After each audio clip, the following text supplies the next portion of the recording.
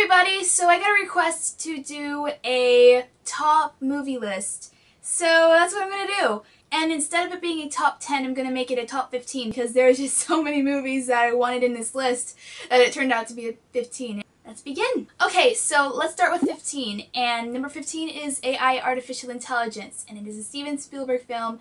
And it's my 15 because it's just really an emotional movie. It has a deeper meaning to it. And the whole idea of the movie is that it's futuristic and it's in a world where there are robots, and this one robot, Haley Joel Osment's character David, he is programmed to love. It's kind of like a modern, or technically futuristic, version of Pinocchio, in a sense. It was very emotional when I first watched it, and even times that I've watched it, 2 or 3 or 4 times, it still really gets to me, and I just really love the movie, and I think it's really different from a futuristic movie you would see. It's not really focusing on the different gadgets that are available in this world. It's really focusing on the story and the main character. The music's beautiful, the acting's really great.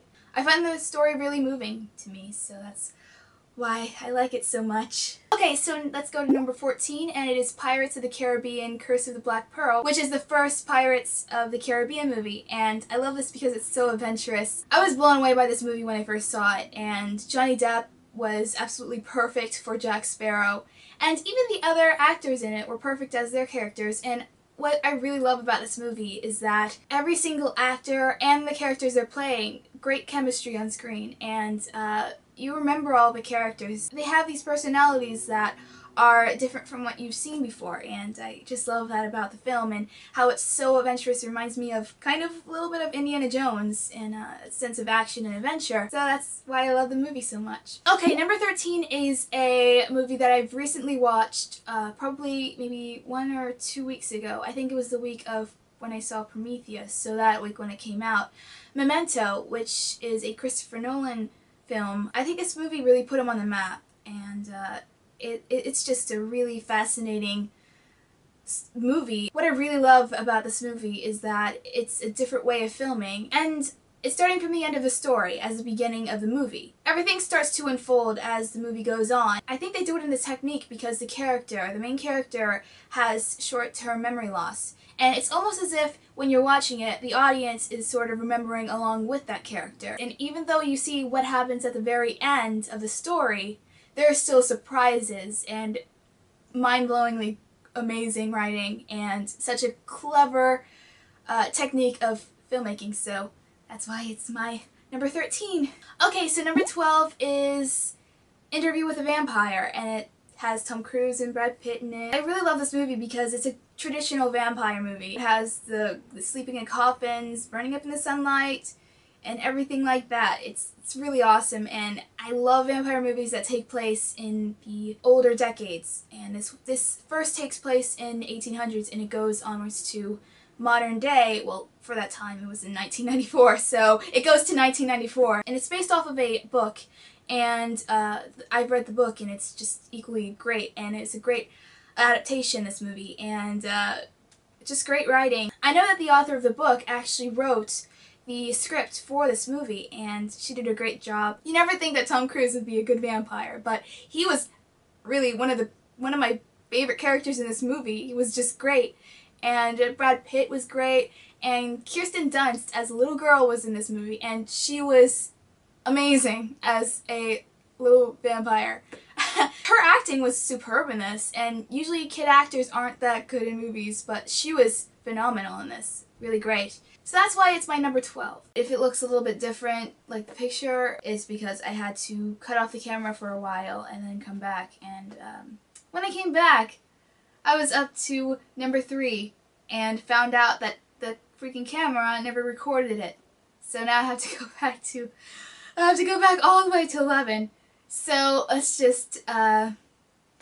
go on to number 11. Okay, so number 11 is a tie between 2 Pixar movies, Toy Story and The Incredibles. When I say Toy Story, I mean 1, 2, and 3, all tied. These 2 movies are just fantastic, and they have really great character development and some of the most memorable characters to ever come on screen, especially with Toy Story. Probably more memorable with that than it is with The Incredibles. Just great writing, great dialogue, story is fantastic for both of them, and they're just so great. I love them so much, and they are definitely for every single person. Anyone will enjoy these two stories. That's why they are number 11. So number 10 is Harry Potter, and another tie, all of them. I have to say that the third is probably my favorite, but I have to mention all of them as just because they're Harry Potter, and they're all great movies, so I have to mention all of them. To be honest, I didn't like Harry Potter when it first came out. I didn't start liking it until the third movie. I was scared to watch Harry Potter. I thought it was frightening images, especially number 2, Chamber of Secrets, when they had that part where they had to go into the Forbidden Forest and face Aragog, the big huge spider. I was terrified, I still am, of spiders, and seeing one up close and, you know, just a lot of them around, I couldn't take it, I couldn't watch it. And actually Chamber of Secrets was my first Harry Potter movie I saw, and I saw it with my friend. Oh, the good times. I remember when I saw it and where I saw it, it was fun. Just that one part I didn't like. I didn't get into the third because Chamber of Secrets, that was my first Harry Potter movie I was exposed to, but I never saw the whole entire thing. The third one is where I saw the whole entire thing. Actually, we had a movie day for our class in elementary school. Everyone voted on Prisoner of Azkaban, and I was actually glad that happened. And there were some, you know, the Dementors were terrifying to me as a kid, but also I just really was interested in what happened, and the rest is history. I didn't see the fourth in theaters because it was PG-13 and it just looks really frightening. So I was very much a baby when I was when I was a kid. Since 5 and onwards, I saw all in theaters. I will never ever regret it. I only regret not seeing all of them at midnight. That's the only thing I regret. Anyway, yeah, I really love the series. All the characters are so memorable and likable. Well, all the ones that are supposed to be. Actually, to be honest, I like Voldemort. The music is just fantastic for all of the movies. The writing is overall very solid, well writing and development for the story and the characters. I must say that the Half-Blood Prince lacks development in when, you know, they're like wondering, oh, who is the Half-Blood Prince? And then they kind of throw it off in the middle, and then they finally pick it up at the end. Yeah, I love this series. This cast is just perfect for these roles, and it's just such a magical series. No pun intended. Okay, so let's move on to number 9. Okay, so number 9 is Jurassic Park, and it is another Steven Spielberg film, and I love this film. I just really like the characters. I just love this one part where one of the characters say that nature always finds a way. That always stuck with me after I saw the movie for the first time. It was a great representation of how dinosaurs looked, and it was really the first movie to do so. The visual effects are just great in this movie, and they just meshed so well with the actual real effects. You know, there's probably always been speculation or questions like, I wonder what would happen if dinosaurs were brought back, and this addresses that, and it's like, oh, bad stuff will happen if dinosaurs are brought back, so don't do it. Don't ever try to, scientists, you hear us? And as always, I must mention John Williams' score.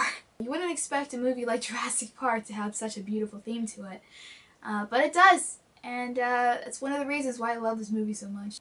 So that's my number 9. Okay, so number 8 is a tie again. They are Steven Spielberg movies again. You probably know what it is. Indiana Jones. All 3 movies. I do not count Kingdom of the Crystal Skull on this list because I didn't like it as much as I liked the first 3. And to be honest, I don't really like Temple of Doom all that much either. So I guess you can kind of just knock out Temple of Doom. Yeah, I'm gonna just knock out Temple of Doom. Okay, Raiders of the Lost Ark and The Last Crusade. Those 2 are the ones that are my favorites. Raiders of the Lost Ark was just such a great adventure film. You're introduced to Indiana Jones and have some most iconic scenes in them. I love the character Marion. She's definitely a strong female character. But wait, she does kind of have to be rescued a lot, I know that. But she can defeat any person at a shots contest. Okay, so The Last Crusade. I love this movie so much because just Indy and his father alone. That's it. Just the chemistry between those two characters alone. I love it so much just for that. I also just love the part where Indy, he bumps into Hitler. I was like, you know, I was holding my breath like, oh my god, the first time I saw it. I was like, oh, what's gonna happen? I just love that part so much. And just overall, it was just a great action movie. And it was a lot like Raiders. I guess maybe that's why people like it. But I just love that you get to finally see his father. And yeah, that's it. Okay, so number 7 is Mission Impossible Ghost Protocol. And this is how my face was when I was watching it and afterwards. It was everything I could ask for in an action movie, I must say. The characters were all relevant. This movie felt like a Mission Impossible movie. Done right, I must say. And action sequences were just, wow. I was just amazed when I saw it in theaters. I did not expect it to be so good, and I was pleasantly surprised. It was just fantastic. So much action in one movie. It's just, oh my god, it's so great. Okay, so number 6 is another recent movie, and it is The Avengers. Do I have to even explain? But just in case, one of the best superhero movies I've ever seen. All of the humor in it is just hilarious.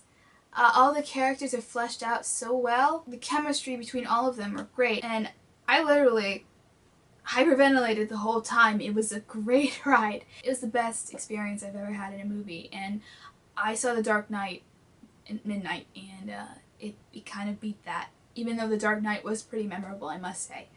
Okay, so let's move on to number 5, and they are the Lord of the Rings trilogy. I love this movie. I love these movies so much. They're great fantasy films, well made, well directed, great cinematography, the music's fantastic, the acting is great. Do I have to go on? Okay, so number 4 is a Christopher Nolan film, and it's Inception. I love the story so much because it's so complex, first of all, and the story was so much more intriguing because it's with dreams, and I find dreams very fascinating and interesting. All the characters are well developed, so great performances all the way around. I can name the whole cast, but all of them were just fantastic, and the music, I love it so much. A lot of people make parody of it nowadays, but it really is a great score. But anyway, I just love the movie overall. The writing's great, the characters are great, the acting's great, the cinematography is fantastic, and so on. So let's get to the next number. Okay, so number 3, another Nolan films, 2 actually, Batman Begins and The Dark Knight. These Nolan Batman films revolutionized and changed the way that we perceive superhero movies. And he made it very realistic and at least believable. The characters are just so deep and well written, and the story is really interesting. To be honest, I think Batman Begins are on par with The Dark Knight. I just really love seeing the origin, or what Chris Nolan and David S. Goyer, which are the 2 writers, what they do with Batman's origin. Just great performances all the way around. The Dark Knight.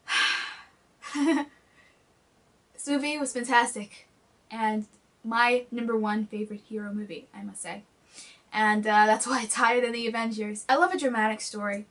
I love very deep meaning to a story, and this movie is definitely it, along with Batman Begins, and Heath Ledger's performance was absolutely astounding. A lot of people kind of overlook Aaron Eckhart. I thought he was just as fantastic as Heath Ledger, as Harvey Dent / Two-Face. The Dark Knight proves that you can have a huge budget, action scenes, and have a heartfelt story to it too, and have great character development. I thought that, you know, every single actor in this movie was fantastic, and the direction was just, wow, great. Cinematography. I can't wait to see The Dark Knight Rises at midnight. I'm so excited. I think I'm probably going to do a separate video, probably going over all of the past Batman movies and stuff like that. Just having a Batman talk, because, you know, I have played Arkham City, and you probably, from those, you probably can tell that I love Batman a lot. I talked a lot about Batman during those during those videos. So I think I should just have a huge discussion, separate video. So get ready for that soon, because it's coming before July. Okay, finally to number 2, and it's still recording. I'm so happy. Alright, number 2. This movie, the most heartfelt and emotional draw to me ever, I think, in a movie before. E.T. the Extraterrestrial. I grew up with E.T. and even though I was, scared of it, watching it when I'm older, I can see why it got all of those nominations and awards. This movie really is beloved to me. E.T.'s such one of the most memorable characters ever to be on screen. And I love what Steven Spielberg did with not showing the adults' faces. I have to say, when they, at the end, is some of the most emotional scenes I've ever seen in a movie before. And the music, I have to be enthusiastic about this music. It's by John Williams again, but oh my god, this is one of my favorite scores from him. Actually, it's just overall favorite scores ever. This score makes my hair stand up on my arms, goosebumps every single time I watch this film or listen to the soundtrack. I actually have it on my iPod. This movie is so sacred to me. It speaks to me on a mental level. I don't know why, but everything's just, I just love the story. The characters are just great, and it's such a heartfelt film. I can literally say I can see this over and over again and never get tired of it. And I will gladly say I like the original version with E.T. as a puppet, not CGI, because that's how I roll. So yeah, that's number 2. Number 1, drum roll please, is Star Wars. I mean, come on, how can I not mention Star Wars? It has influenced me so much in my life. It's really gotten me into movies. That and Christopher Nolan and Steven Spielberg. Star Wars was the one that started it all. I do like the original trilogy more than I like the prequels, but you know what? I have to say, I'm gonna have to add the prequels into this. And you're like, oh, why? Even though the prequels aren't the best films ever, you have to admit, though, the art direction is really great on these films. When you see the original films, you don't really get a good sense of how the Star Wars universe is, because most of the things you see are not the most nicest planets. You get Tatooine, Dagobah, Hoth, these places, and you don't really get to see the good side of the universe. You don't really get to explore the planets all that much. So when the prequels came along, you get a better view of the Star Wars universe. You get to see more planets, and I could always go for more planets. The story, the script, not the greatest. The direction isn't really all that good, but I'd have to say, if the script was changed, if the story was changed, the dialogue, and there was a new director in the chair, and George Lucas was only maybe a producer, then we'd probably get a solid Star Wars movie. You can't really blame the actors in this situation, because you have actors like Natalie Portman, Liam Neeson, Ewan McGregor, actors that are very good if you see them in other films. Liam Neeson was nominated for an Oscar. Natalie Portman won an Oscar. Ewan McGregor is a very great actor. And even Hayden Christensen is not bad at all if you see him in other stuff. It's just, if the direction and the dialogue you're given are not very good, then you're not going to really have a good payoff with the acting. Yeah, even the prequels, I must say, I really like this film. I really like Star Wars a lot. It's such an inspiration to me, and I can't help it. And it just a little bit peaks E.T., but they were very, very tight. They were very close. So that's my number 1. I will have a list of the gaming, top gaming list. It might probably be a little bit shorter than this one. I'll have that up as soon as I can. I have to be somewhere over the weekend, so I might not have it up this weekend. So, yeah, thanks so much for watching. Please subscribe, and I will see you in whatever form I am next time. And I'll try to have gaming videos up soon, too. So, goodbye!